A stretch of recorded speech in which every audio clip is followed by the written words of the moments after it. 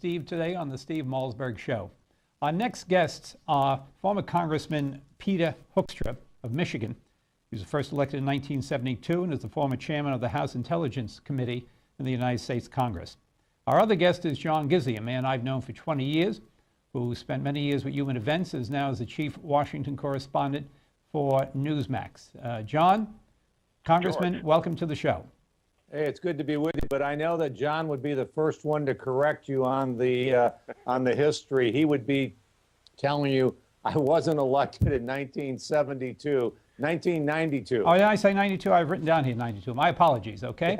Well, I knew you were a senior statesman, so I gave you those extra 20 years, Congressman. Hey, thank you.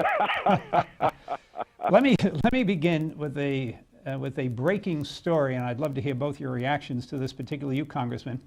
Federal prosecutors announced today that they're going to seek the death penalty against Boston Marathon terrorist, alleged Boston Marathon terrorist, the bomber.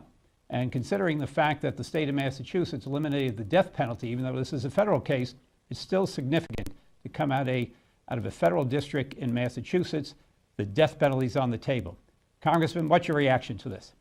Well, I'm not surprised. I think everybody's been predicting that based on the horrific facts of that case that even Eric Holder would be going after the death penalty. I will tell you that in my 18 years in Congress, I never supported the death penalty. I have no problem with locking someone up and throwing away the key. I come from a state that's never had or either was the first to eliminate the death penalty or never had the death penalty. But I'm not surprised by this. And if there's ever a crime that the death penalty, should be applied, it would be in a case like this. It was a horrific terrorist attack, and finally Eric Holder and this administration are recognizing a terrorist attack for what it actually was. Well, Congressman, I agree with you. I'm the son and grandson of New York City cops, grew up in the city of New York, and of course we fought to get the death penalty for many years, and when we got it, nobody paid attention to it anymore. Yeah. But sad to say, this kind of case, I agree with you, they have to do something in Washington to make sure they make a strong statement.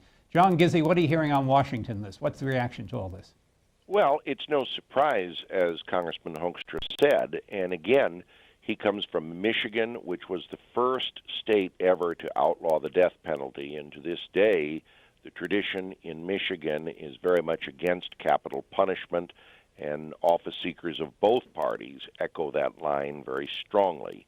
I don't think anyone who favors it has won major office in the water wonderland. It's pretty true for Massachusetts as well, going back to when Sacco and Vanzetti were executed in the early part of the 20th century. There's been since... I think John was actually there, weren't you, John? He could have been. Okay. Writing on it. But again, this is a federal crime, and when it comes to the war on terror, that's waged by the federal government, and that trumps all state. No, you're absolutely right on that, John. Congressman, I think what I really wanted, though, I want to bring up what John says. The war on terror. I felt really, really good on Tuesday night when the president basically claimed victory. I was a little bit more nervous when the DNI testified. The director of National Intelligence. That's the question I wanted to ask you, Congressman. Jim Clapper, the director of the National Intelligence, sort of contradicted everything the president was saying, and he assailed Snowden versus the president who said, well, I'm not going to get upset about a hacker. What is your reaction to Clapper's statement, Congressman? Well, number one, I agree that the threat is as great today as it was leading up to the days before 9/11. It may actually be much greater and much more significant today than in those days because of the spread and the reach that Al-Qaeda has today all across northern Africa, into Central Africa, the Middle East, Afghanistan, Pakistan, and Iraq. And I think General Clapper yesterday also identified that in Syria, the Al-Qaeda branch of Syria are training individuals, and they have an intent to come and attack the United States of America. It's very vulnerable. Tomorrow I'm going to have a great day. I'm going up against Glenn Greenwald, talking about Snowden. Snowden is a traitor, good to hear that. and has done immense harm to our national intelligence. No, I agree with you 100%. John Gizzi, what's the reaction down there? And don't get long-winded on us. All right. One postscript I'd add to that. going back to when Le Duc Tho was nominated for helping bring peace to Vietnam, and following through to when Al Gore and Jimmy Carter has won the nomination of Edward Snowden for the Nobel Peace Prize, just leads me to conclude how unseriously I take the Nobel Peace Prize anymore. Quite frankly, I prefer the fictional winners in Irving Wallace's novel The Prize to any of the real jokers who received it or were nominated for it. I'll get you that. Let me ask you this, Congressman. I was the executive director of the Port Authority in New York and New Jersey. I was a landlord of the World Trade Center. I was there after the first bombing, 95, 6, and 7. Actually, I had the TWA Flight 800 crash on my watch, unfortunately. But for those of us that are New Yorkers, that day, 9/11, is seared into our mind. Do you think, because of statements that come out of Washington, come out of the White House, do you think the American people are sort of backing off a bit and feel secure, maybe feeling too secure, and may just float along with what the administration is saying? What are we supposed to do about this?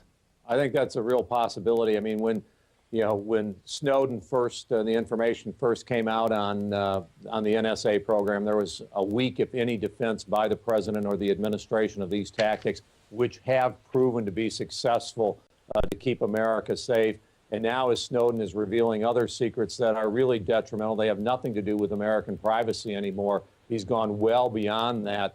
There's still, this administration has come out and not spoken very strongly against it. When he talks about, we've eliminated the core Al-Qaeda, he's giving a false sense of security, because there's much more to Al-Qaeda than just core Al-Qaeda.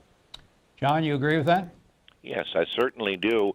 And one postscript to that I would add, George, is that as a White House correspondent, I have watched as the term war on terror has been totally extirpated from any kind of official documents or statements from the Pentagon, the State Department, or the White House itself.